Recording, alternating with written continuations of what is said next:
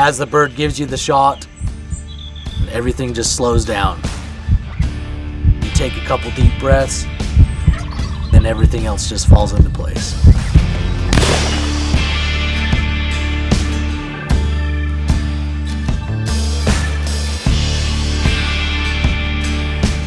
So we came up from Green River, Wyoming, up to Hewlett, Wyoming, and we're up here doing some turkey hunting.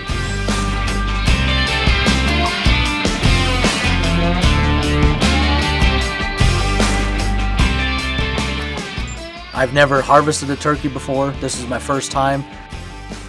We're up in the Black Hills of Wyoming. Nice rolling green hills, nice rubbery. And we're up here searching for some toms.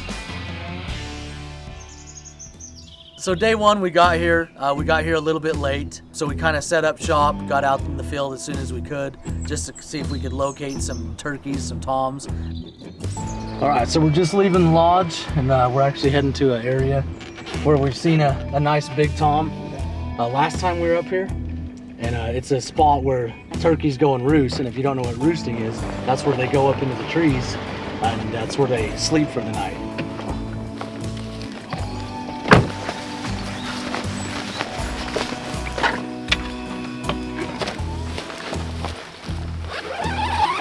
Ready to see a turkey? All right.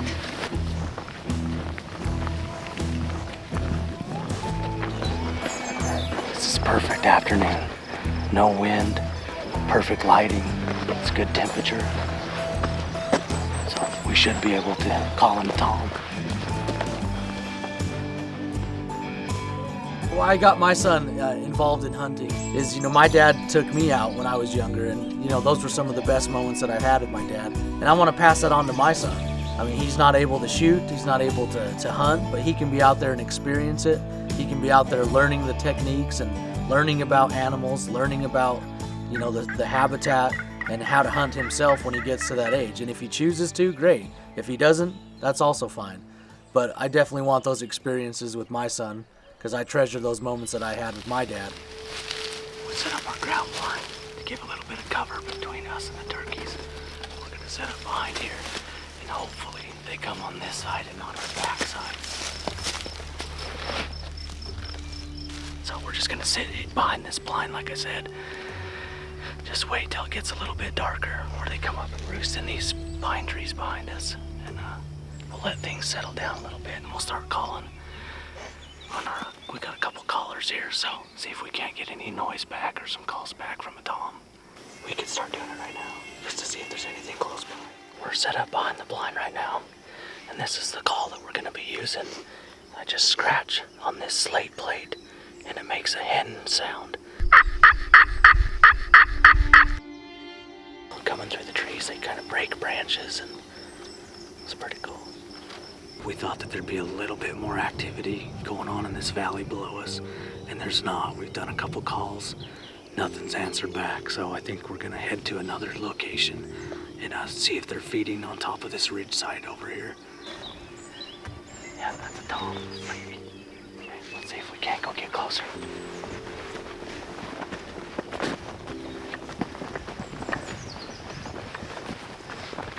Okay, we're gonna go down to that tree line and see if we can't do some calling. Those turkeys went off that ridge. Nice and easy. And see if we can't get up there.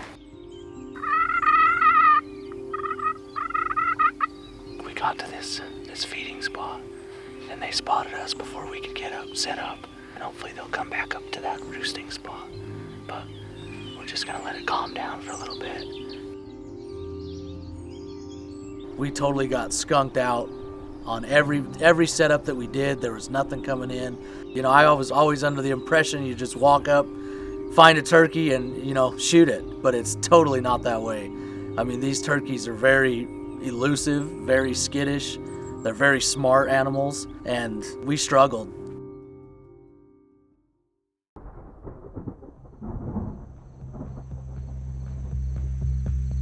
On the second day, we got up early, tried to get out there before twilight, before sunrise. Not always the easiest thing to do, but we tried our best to do that. We're actually going back to the spot where we saw this tom roost. up in the trees, and we're gonna try and get below them to see if we can catch them heading to their feed spot.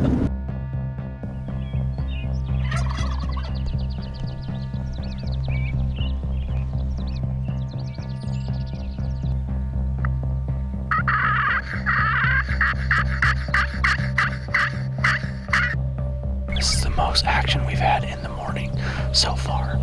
We've got a hen coming in from this direction, toms coming in from behind us, and they're just chattering back and forth like crazy.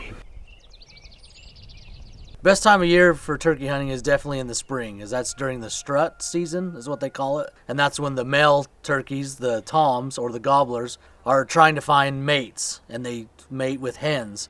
We definitely came towards the later end of the strut season, and it definitely played a huge factor in closing that distance between when we find the tom and when we want to pull a trigger. We're just going to set up some decoys. We have a tom decoy and a hen decoy, and hopefully that will attract the other turkeys in the area, and hopefully we can bring in some toms.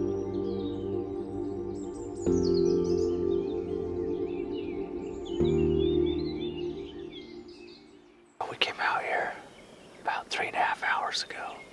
Haven't had a single call, single turkey, nothing. We've been sitting here for over 3 hours. We're going to our spot that we set up all the decoys at. And as we're walking up, we heard a couple gobbles from a tom. So we've definitely got turkeys down there. So we're gonna sneak along this, get up into these trees.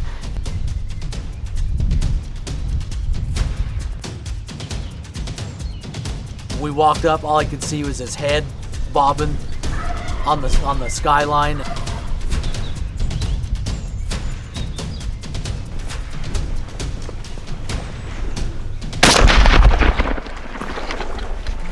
The turkey got scared, jumped up, flew away. I totally missed. I screwed that shot up so bad. We searched for blood, no signs of blood. We're gonna just hang out for a little bit. We still got about an hour and a half of daylight left. We only got this day and tomorrow, and then that's our hunt. We're gonna go back to the lodge, grab a quick bite to eat. We'll get a good night rest, wake up early, and get out here before sunrise.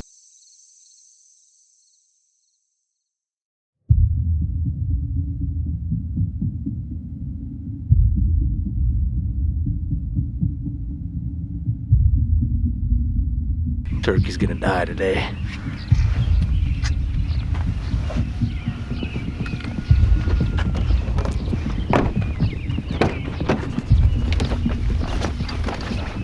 Day 3 was definitely the hardest day.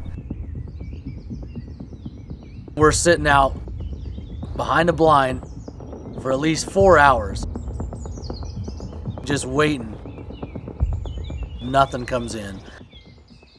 We sat there and waited and waited and waited, and nothing. No calls, no nothing. So we decided to leave, and as we were coming to this new spot, we heard a gobble down in this valley, and he's answering back to our calls, but he's still a ways away. Let's see what we got.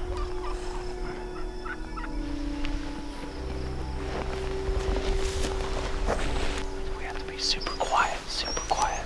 This is not an ideal situation. Big fucking Tom strutting like a motherfucker. We gotta go down and back up. I'm gonna leave these here.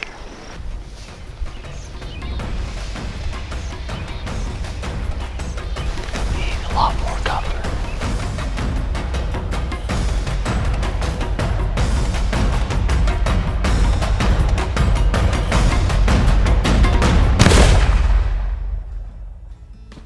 Yes! We got him! He's down! He's down! Yes! Oh, yes! What a beautiful bird. Let's go get him. The bird went down instantly, and it was just full-on adrenaline.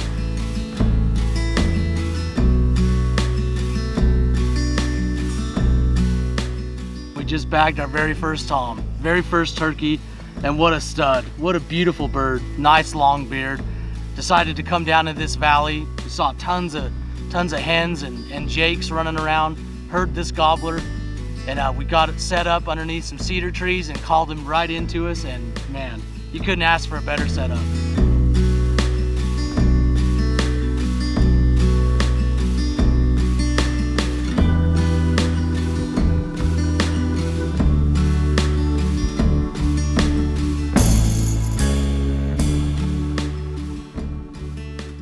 How long's this first? You know, I'm not sure. Oh God, they're good inchers, aren't they? Good Not inches. quite, but close. Almost, yeah. Close to an inch. Not bad. Yeah, very nice. It's a good bird. Thank you. What are you gonna do with them now? I'm gonna, well, I think we're gonna fry up some turkey breast. Oh, okay. Yeah. Sunlight's dying on us. We need to get this bird chilled and the meat extracted. So we're just gonna, this is the way we're gonna do it. So we're gonna start at the breastbone right here. We wanna be careful not to get too many feathers on the meat because they are a pain in the ass to get off.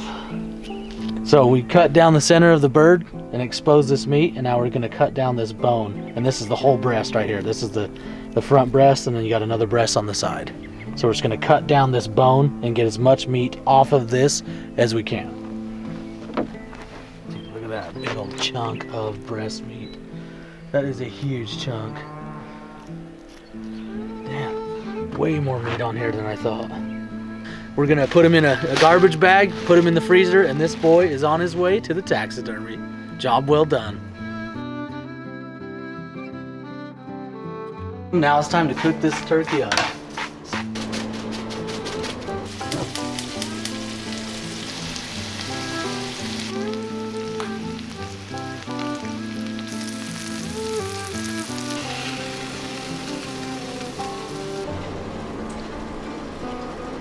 Some good turkey, man.